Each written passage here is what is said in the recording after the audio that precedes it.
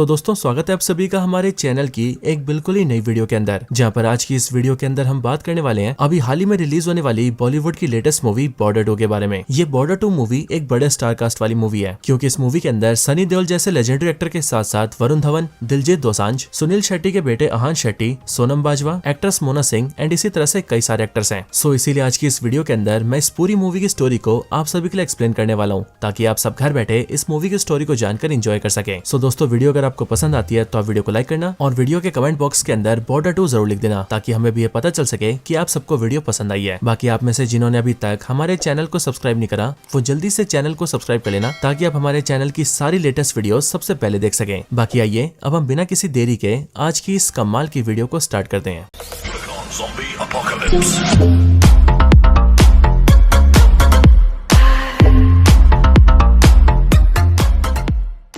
तो दोस्तों border 2 movie की जो स्टोरी है वो पूरी तरह से बेस्ड है साल 1971 में होने वाले इंडिया पाकिस्तान के वॉर के ऊपर, और इसलिए इस मूवी के अंदर हम ना सिर्फ 1971 के वॉर को देखेंगे, बल्कि उसके साथ ही हम उन सोल्जर से भी मिलेंगे जिनका वॉर में बहुत ही बड़ा रोल था। सो आइए फिर स्टार्ट करते हैं इस मूवी की स्टोरी को। तो इस मूवी की स्टोरी की स्टार्टिंग होती है साल 1971 में जम्मू कश्मीर के जम्मू रीजन से, जहाँ पर हम सबसे पहले जम्मू के अंदर पाकिस्तान के कई सारे सोल्जर्स को देखते हैं जो की चुपके से छुपते छुपाते इंडिया के अंदर घुस गए थे। लेकिन कुछ टाइम बाद यहाँ पर एंट्री होती है इस मूवी के मेन एक्टर की, यानी कि सनी देओल की, और उन्हें देखकर हम ये जानते हैं कि सनी देओल इंडियन आर्मी के अंदर एक लेफ्टिनेंट कर्नल है। यहाँ पर सनी देओल अपनी टीम के साथ आते हैं और वो इन सारे पाकिस्तानी सोल्जर्स पर अटैक करते हैं, जिसके रिस्पॉन्स में यहाँ पर सारे सोल्जर्स के बीच गोलीबारी स्टार्ट हो जाती है। लेकिन at the end Sunny Deol अपनी टीम के साथ मिलकर इन सारे पाकिस्तानी सोल्जर्स को खत्म कर देते हैं। लेकिन इन सारे पाकिस्तानी सोल्जर्स को मारने के बाद सनी देओल को एक सोल्जर की जेब से एक मैप मिलता है, और उस मैप को देखकर सनी देओल को ये पता लगता है कि असल में वो मैप जम्मू कश्मीर का ही है, और एक्चुअली में उस मैप पर कुछ ऐसे एरियाज टारगेटेड होते हैं जिन एरियाज के थ्रू पाकिस्तान की मिलिट्री इंडिया में एंट्री करने वाली है। और इसलिए इस बात को जानते ही सनी देओल अपने सीनियर से मिलते हैं एंड उन सारे एरियाज पर सोल्जर्स को बढ़ाने की मांग करते हैं, ताकि जब पाकिस्तानी सोल्जर्स वहां से अटैक करें तो इंडिया की मिलिट्री उन सबको बड़े आराम से रोक पाए। अब हालांकि इसके बाद ही सीन शिफ्ट होता है और अगले सीन में हम सीधा वरुण धवन से मिलते हैं। वरुण धवन का मूवी के अंदर नाम होता है होशियार सिंह, और ये इंडियन आर्मी के अंदर एक मेजर होता है। इस टाइम पर वरुण धवन यानी कि होशियार सिंह जम्मू में पोस्टेड होता है एंड वो करंटली अपने कुछ साथियों के साथ पेट्रोलिंग कर रहा होता है। लेकिन उसी टाइम पर होशियार सिंह और उसके साथी ये देखते हैं कि उनके सामने कुछ पाकिस्तानी सोल्जर्स घुसाए हैं। यहाँ पर पाकिस्तानी सोल्जर्स को देखते ही वरुण धवन के जितने भी साथी सोल्जर्स होते हैं वो उन सब पर टारगेट एम कर देते हैं। जो चीज देखते ही पाकिस्तानी सोल्जर्स भी उन सब के सामने टारगेट एम कर देते हैं और बंदूक तान देते हैं। लेकिन इतने में ही जैसे वरुण धवन वहां पर आता है, वैसे वो नोटिस करता है कि वहां पर वो सारे पाकिस्तानी सोल्जर्स पानी भरने आए होते हैं, एंड इसीलिए वरुण धवन यानी कि होशियार सिंह उन सारे पाकिस्तानी सोल्जर्स को पानी लेकर वहां से चुपचाप जाने के लिए कहता है, और उनसे कहता है कि अगर वो चुपचाप चले गए तो वो लोग उन्हें कोई नुकसान नहीं करेंगे, क्योंकि अगर पाकिस्तानी सोल्जर्स उन पर गोलियां चलाते भी हैं तो उनके बाकी साथी यहाँ पर बहुत ही जल्दी आ जाएंगे एंड उनमें से कोई भी वापस जिंदा नहीं जा पाएगा। मेजर होशियार सिंह की बातें सुनकर पाकिस्तानी सोल्जर्स उसकी बात मान लेते हैं एंड वो चुपचाप वहां से पानी लेकर भाग जाते हैं। और दोस्तों इस तरह से हमें मूवी में होशियार सिंह की एंट्री दिखाई जाती है। अब इसके अगले सीन में मूवी में एंट्री होती है दिलजीत दोसांझ की, जिनका इस मूवी के अंदर नाम होता है निर्मलजीत सिंह एंड वो एयरफोर्स के सोल्जर होते हैं। हालांकि दिलजीत दोसांझ का पूरा नाम निर्मलजीत सिंह सेखों होता है, इसलिए इस मूवी के अंदर उन्हें मोस्टली सेखों ही कहा गया है, और इस टाइम पर सेखों की पोस्टिंग श्रीनगर के अंदर होती है। और फिर इसके आगे हम मिलते हैं मूवी के चौथे मेन एक्टर से, जो की है अहान शेट्टी। हम जानते हैं कि इस मूवी के अंदर अहान शेट्टी का नाम महेंद्र सिंह रावत होता है, और ये इंडियन नेवी के ऑफिसर होते हैं जो कि इस टाइम पर अरेबियन सी में पोस्टेड होते हैं। और फिर इस तरह से इन सभी एक्टर्स के इंट्रोडक्शन के बाद हम फिर से वरुण धवन को देखते हैं, जो कि जम्मू रीजन में अपने सीनियर को आज होने वाली सारी वारदात बताते हैं कि वो लोग किस तरह से पाकिस्तानी सोल्जर्स के आमने सामने आए थे। जो बात सुनते ही सीनियर ऑफिसर ये समझ जाता है कि अब पाकिस्तानी सोल्जर्स काफी ज्यादा एक्टिव हो चुके हैं और इसलिए हो ना हो वो बहुत ही जल्दी हमला करने वाले हैं। लेकिन फिर दोस्तों इसके बाद ही वरुण धवन अपने बैरिक के अंदर आता है एंड वहां पर आकर अपनी एक पुरानी फोटो निकालता है, जिस फोटो के अंदर हम ये देखते हैं कि उस फोटो के अंदर वरुण धवन, दिलजीत दोसांझ और अहान शेट्टी तीनों एक साथ होते हैं, यानी कि होशियार सिंह, सेखों और रावत। और ऐसा होने के ठीक बाद ही कहानी एक फ्लैशबैक में जाती है और हम पूरे 10 साल पहले का टाइम देखते हैं। ये टाइम होता है साल 1961 का, जहाँ पर हम देखते हैं नेशनल वॉर एकेडमी को। इस नेशनल वॉर एकेडमी के अंदर हमें पता लगता है कि यहाँ पर बेसिकली आर्मी, नेवी और एयरफोर्स के ऑफिसर्स को एक साथ तैयार किया जाता है। एंड इसी वॉर एकेडमी के अंदर होशियार सिंह, सेखों और रावत तीनों एक साथ ट्रेनिंग ले रहे थे, जिनमें से होशियार सिंह आर्मी की ट्रेनिंग पर था, सेखों एयरफोर्स की ट्रेनिंग पर एंड रावत इंडियन नेवी की ट्रेनिंग पर। इसी एकेडमी के अंदर हम इन तीनों से मिलते हैं, जहाँ पर हमें पता लगता है कि होशियार सिंह हमेशा गुस्से में रहता है एंड वो किसी से ज्यादा बात नहीं करता। लेकिन रही बात सेखों और रावत की, तो वो काफी अच्छे दोस्त होते हैं। इसके साथ ही होशियार सिंह भागने में काफी ज्यादा तेज होता है, सेखों उछल कूद जैसी चीजों में तेज होता है, जो कि मोस्टली एयरफोर्स में काम आता है। और रही बात रावत की, तो वो स्विमिंग में काफी फास्ट होता है, जो कि एज ऑफ कोर्स नेवी में काफी काम आता है। लेकिन अब यहाँ पर सेखों और रावत जो होते हैं वो अक्सर होशियार सिंह को नोटिस करते हैं कि ये ना तो किसी से बात करता है और ना ही किसी के साथ बैठ के खाना खाता है। और इसीलिए ये चीज देखकर जब सेखों और रावत होशियार सिंह से बातचीत करने की कोशिश करते हैं एंड उसे अपना दोस्त बनाने की कोशिश करते हैं, तब उस वजह से उन तीनों के बीच काफी पंगे नंगे होते हैं, जो चीज देखकर उन्हें उनका सीनियर काफी पनिशमेंट भी देता है, लेकिन वो लोग पनिशमेंट के भी काफी मजे ही लेते हैं। बाकी इन सबके साथ ही हमें ये भी पता लगता है कि यहाँ पर इन सभी का जो ट्रेनिंग ऑफिसर होता है वो और कोई नहीं बल्कि सनी देओल होता है, जिसका इस मूवी के अंदर नाम होता है फतेह सिंह। साथ ही साथ हम ये भी जानते हैं कि जो फतेह सिंह है यानी कि सनी देओल, उसकी फैमिली के अंदर उसका बेटा भी आर्मी ज्वाइन करता है और इसीलिए ज्वाइनिंग होने के साथ ही सनी देओल अपने बेटे की पोस्टिंग करवा देता है। बाकी दूसरी तरफ अकेडमी के अंदर हम ये देखते हैं कि शेखो और रावत दोनों मिलकर होशियार सिंह के बारे में पता कर लेते हैं कि उसकी फैमिली में उसका कोई भी नहीं है, यानी कि ना ही मदर फादर और ना ही भाई बहन, और इसी वजह से होशियार सिंह हमेशा गुस्से में रहता है और किसी से बातचीत करना पसंद नहीं करता है। लेकिन फिर ये बात जानकर शेखो और रावत को काफी ज्यादा बुरा लगता है और फिर इसीलिए जब रक्षाबंधन के दिन शेखो की बहन उसके लिए राखी बेचती है तब वो एक राखी होशियार सिंह को भी देता है एंड वो उससे कहता है कि वो अब से अकेला नहीं है, क्योंकि अब से शेखो की बहन होशियार सिंह की बहन है और शेखो की पूरी फैमिली होशियार सिंह की फैमिली है। ये बात सुनकर होशियार सिंह काफी ज्यादा इमोशनल हो जाता है और फिर इसीलिए तब से वो तीनों काफी गहरे दोस्त बन जाते हैं और अपनी ट्रेनिंग को एक साथ हंसी खुशी से पूरा करते हैं। लेकिन दोस्तों यहाँ अकेडमी के दौरान ही हमें ये पता लगता है कि एक्चुअली में वैसे तो होशियार सिंह के कोई भी पेरेंट्स या फिर भाई बहन नहीं है, लेकिन उसकी एक वाइफ है। असल में होशियार सिंह राजस्थान के गाँव से बिलोंग करता है और इसीलिए जब होशियार सिंह काफी छोटा था तब उस टाइम पर उसकी दादी ने उसका बाल विवाह करवा दिया था और इसीलिए शादी होने के बाद से ना तो वो अपनी वाइफ से कभी मिलाए एंड ना ही वाइफ को कभी देखा है। लेकिन अब इतने सालों बाद उसकी जो वाइफ है उसके पेरेंट्स अब ये चाहते हैं कि होशियार सिंह अपनी वाइफ को अपने घर ले जाए एंड ऐसा करने के लिए वो लोग होशियार सिंह से मिलने अकेडमी आते हैं। उनके अकेडमी आने के बाद ही शेखो और रावत को पता लगता है कि होशियार सिंह की एक वाइफ भी है, जिसके बाद होशियार सिंह छुट्टी लेकर अपने गाँव जाता है एंड अपनी वाइफ को अपने घर लेकर आता है। हालांकि यहाँ पर जैसी होशियार सिंह की फैमिली थोड़ी सेटल होती है एंड उसे उसकी वाइफ मिलती है, उसके ठीक बाद ही हम शेखो और रावत की स्टोरी भी देखते हैं, जहाँ पर रावत की भी शादी हो जाती है एंड शेखो की भी शादी सोनम बाजवा से हो जाती है और इसीलिए अब ये तीनों आर्मी, नेवी और एयरफोर्स के अंदर अपनी जॉब लेकर सेटल होते हैं और साथ ही साथ अपनी शादी करके फैमिली भी सेटल करते हैं। लेकिन अब इन तीनों को अपनी अपनी फैमिलीज के साथ काफी टाइम हो जाता है। धीरे धीरे देखते देखते वो लोग अपनी नौकरी के साथ अपनी फैमिली को भी टाइम देते हैं और इसी तरह से कई साल बीत जाते हैं और फिर समय आता है सीधा साल 1971 का, जिस टाइम पर वॉर स्टार्ट होने वाली है एंड इसलिए हम ये देखते हैं कि इन तीनों को बुलावा आता है, जहाँ पर इन तीनों को पता चलता है कि अब बहुत ही जल्द इंडिया पाकिस्तान के बीच वॉर स्टार्ट होने वाली है और इसीलिए वॉर में हिस्सा लेने के लिए ये तीनों अपनी ड्यूटी निभाने निकल जाते हैं। एंड फिर दोस्तों इसके साथ ये फ्लैशबैक खत्म होता है और कहानी सीधा प्रेजेंट टाइम में आती है, जहाँ पर हमने देखा था कि होशियार सिंह अपनी आर्मी टीम के साथ जम्मू में पोस्टेड था, शेखो एयरफोर्स टीम के साथ पोस्टेड था श्रीनगर में और आखिरी में रावत पोस्टेड था अपनी नेवी टीम के साथ अरेबियन सी में। एंड दोस्तों इस फ्लैशबैक के खत्म होने के कुछ टाइम बाद ही हम ये देखते हैं कि पाकिस्तान की तरफ से इंडिया पर अटैक हो जाता है। अब वॉर में अपने देश को बचाने के लिए और अपनी ड्यूटीज को पूरा करने के लिए होशियार सिंह, शेखो और रावत तीनों अपनी ड्यूटीज पर निकल जाते हैं। इसके साथ ही हम ये भी देखते हैं कि लेफ्टिनेंट कर्नल फतेह सिंह यानी कि सनी देओल भी पोस्टिंग पर आ जाते हैं। हालांकि इसी वॉर के अंदर फतेह सिंह का बेटा भी लड़ता है, जो कि कुछ टाइम बाद आगे चलकर पाकिस्तानियों के हाथों मारा जाता है और इसलिए इस बात को जानकर सनी देओल को यानी कि फतेह सिंह को बहुत बड़ा झटका तो लगता है, लेकिन वह तब भी अपने देश को बचाने के लिए अपनी ड्यूटी पर आता है। अब इन चारों की पोस्टिंग 4 अलग अलग जगहों पर थी, जिन सब में से महेंद्र सिंह रावत की पोस्टिंग थी अरेबियन सी के अंदर, जहाँ से वो पाकिस्तानी नेवी का सामना करेगा। देन उसके बाद शेखो की पोस्टिंग थी श्रीनगर के अंदर, जहाँ पर वो एयरफोर्स का सामना करेगा। होशियार सिंह की पोस्टिंग थी जम्मू के पठानकोट के अंदर एंड इन सब के साथ ही फतेह सिंह की पोस्टिंग भी जम्मू के एक दूसरे रीजन के अंदर थी। अब इसके बाद देखते देखते जंग शुरू हो जाती है, जहाँ पर पाकिस्तानी एक ही बार में सब तरफ से अटैक कर देते हैं। पाकिस्तानी नेवी के फ्रिगेट्स इंडियन नेवी के ऊपर अरेबियन सी में अटैक करते हैं, पाकिस्तानी एयरफोर्स वाले श्रीनगर के अंदर इंडियन एयरफोर्स के ऊपर अटैक करते हैं एंड पाकिस्तानी मिलिट्री जम्मू के अंदर अटैक करती है। यहाँ पर ही सनी देओल यानी कि फतेह सिंह एंड उसकी पूरी टीम को पता लगता है कि जम्मू के मनूवर तवी इलाके के अंदर पाकिस्तानियों ने पूरे एरिया को इन्फिल्ट्रेट कर लिया है एंड वो बेसिकली वहाँ पर कब्जा मारकर बैठे हुए हैं और इंडिया के और अंदर घुसने की प्लानिंग कर रहे हैं। ये बात जानते ही फतेह सिंह एंड उसकी पूरी टीम सीधा वहाँ पर अटैक करती है और वहाँ पर बड़ी बहादुरी से सारे पाकिस्तानी सोल्जर्स को खत्म करके घुटनों पर ले आती है। लेकिन फिर इसके बाद देखते देखते हमले बढ़ने लगते हैं और पाकिस्तानी और बड़े बड़े अटैक्स करते हैं। इधर अरेबियन सी के अंदर हम ये देखते हैं कि पाकिस्तान की पावरफुल सबमरीन्स इंडिया के फ्रिगेट्स के ऊपर अटैक कर देती है और इन्हीं में से एक फ्रिगेट के ऊपर महेंद्र सिंह रावत भी होता है, जिसके आंखों के सामने उसका पूरा फ्रिगेट डिस्ट्रॉय होने लगता है। लेकिन वो अकेला ही अपने फ्रिगेट के बचे हुए सारे साथियों को वापस बाहर निकाल लेता है एंड उन सभी को किसी तरह से वहाँ से दूर कर देता है। एंड फिर इसके बाद ही वो अपने फ्रिगेट से अटैक करके पाकिस्तान के सबमरीन को हिट करता है, जिसके बाद ही पाकिस्तान को वो सबमरीन डिस्ट्रॉय होकर पानी के अंदर डूब जाता है। लेकिन इसके बाद ही रावत की भी मौत हो जाती है, लेकिन वो इस तरह से इंडियन नेवी को पाकिस्तान के सामने जीत हासिल करवा देता है। इसके फिर ठीक बाद हम देखते हैं श्रीनगर में इंडियन एयरफोर्स को, जिनके ऊपर पाकिस्तानी एयरफोर्स के पायलट्स अटैक कर देते हैं। यहाँ पर ही पाकिस्तानी एयरफोर्स के एयरक्राफ्ट्स इंडियन एयरक्राफ्ट्स के ऊपर बहुत ही बड़े बड़े अटैक्स करते हैं और इसीलिए उन अटैक्स को देखकर इंडियन एयरफोर्स वाले ये कमांड देते हैं कि इंडियन एयरफोर्स के जो पायलट्स हैं वो अटैक करने की बजाय डिफेंस करेंगे और किसी तरह से यहाँ से बचकर हटेंगे। लेकिन इन सब में से शेखो जो होता है वो ऑर्डर्स फॉलो नहीं करता एंड वो अपने एयरक्राफ्ट को उड़ाकर हवा में ले आता है, जिसके बाद वो अकेला ही पाकिस्तान के सारे एयरक्राफ्ट्स के ऊपर अटैक करना स्टार्ट कर देता है और फिर वो देखते देखते पाकिस्तानी एयरफोर्स के एयरक्राफ्ट्स पर अटैक करके उन सबको ढेर करने लगता है। लेकिन फिर एट द एंड पाकिस्तान के एयरफोर्स का एक एयरक्राफ्ट बच जाता है और उसके अंदर बैठा हुआ ऑफिसर शेखो को गोली मार देता है, जिस वजह से शेखो का एक हाथ काम नहीं करता। इसके साथ ही शेखो के एयरक्राफ्ट के अंदर सिर्फ 10 ही राउंड्स की गोलियां बची होती है, जिनसे कि वो अटैक करके एयरक्राफ्ट को गिरा नहीं सकता था और फिर इसलिए एट द एंड शेखो ये फैसला करता है कि वो उस पाकिस्तानी को वापस भागने नहीं देगा एंड वो उसके एयरक्राफ्ट से टकराकर उसे डिस्ट्रॉय करेगा। जिसके बाद वो बिल्कुल ऐसे ही करता है एंड वो अपने एयरक्राफ्ट को उसके एयरक्राफ्ट से टकरा देता है, जिस वजह से पाकिस्तानी एयरक्राफ्ट के अंदर आग लग जाती है एंड वो वाला एयरक्राफ्ट भी डिस्ट्रॉय हो जाता है। और फिर इस तरह से इंडियन एयरफोर्स भी वहां पर जीत हासिल कर लेती है। लेकिन दोस्तों अब क्योंकि पाकिस्तान के एयरक्राफ्ट के ऊपर अटैक करने की वजह से शेखों का खुद का एयरक्राफ्ट भी बहुत ज्यादा डैमेज हो जाता है, इसीलिए उसका एयरक्राफ्ट भी जम्मू के किसी पहाड़ में जाकर टकरा जाता है और मे भी शेखों की भी मौत हो जाती है। लेकिन फिर इन दोनों के बाद हम अगली जंग को देखते हैं जम्मू में, जहाँ जम्मू के रीजन में दो बड़ी बैटल्स होती है, जिनमें पहली बैटल होती है बैटल ऑफ बसंतर और दूसरी बैटल होती है बैटल ऑफ मनूवर तवी। इनमें से बैटल ऑफ बसंतर के अंदर हम होशियार सिंह एंड उसकी पूरी सेना को देखते हैं, जो कि इस पूरे बैटल में बहुत ही बहादुरी से पाकिस्तान के सारे सोल्जर्स को डिफीट करते हैं एंड उस पूरे रीजन में उन सबको हरा देते हैं। इसके साथ ही बैटल ऑफ मनूवर तवी के अंदर फतेह सिंह लीड करता है, यानी कि सनी देओल, एंड वो अपनी पूरी टीम के साथ मिलकर वहां पर भी जंग को जीत लेता है। और फिर इस तरह से हम ये देखते हैं कि इंडिया इस पूरे जंग के अंदर पाकिस्तान को डिफीट कर देता है और 1971 के पूरे वॉर को जीत लेता है। एंड फिर उसी जीती हुई जगह पर हम ये देखते हैं कि हमारे सारे इंडियन सोल्जर्स वहां पर इंडिया का फ्लैग लहराते हैं, जिसके साथ ही ये पूरी मूवी खत्म हो जाती है।